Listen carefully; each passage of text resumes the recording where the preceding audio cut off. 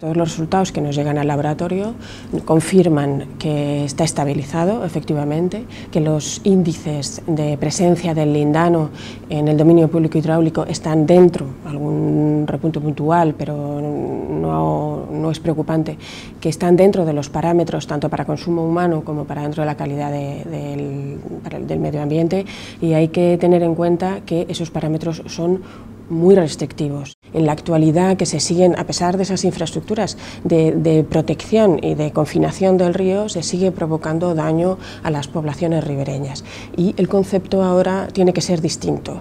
No hay una solución única para minimizar los efectos de una inundación a las poblaciones ribereñas. En cada caso hay que buscar aquella solución que sea más idónea. El Gobierno de Aragón ha iniciado actuaciones a través de sus empresas y de sus medios propios, actuaciones pequeñas, y se ha trabajado para formalizar esa colaboración en la que el Gobierno de Aragón pueda entrar en lo que es dominio público hidráulico para... ¿Ya puede hacerlo?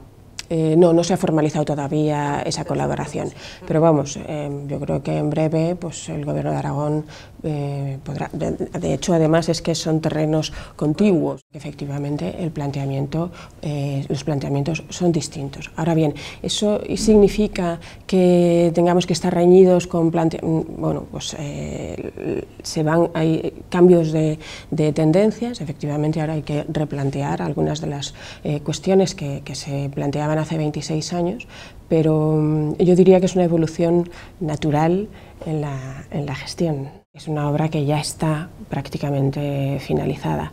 Los problemas que ha tenido por el proceso de deslizamiento de la ladera está totalmente controlado por parte de la Confederación, y está estabilizado, y además por parte del Ministerio pues se plantean medidas para garantizar la seguridad.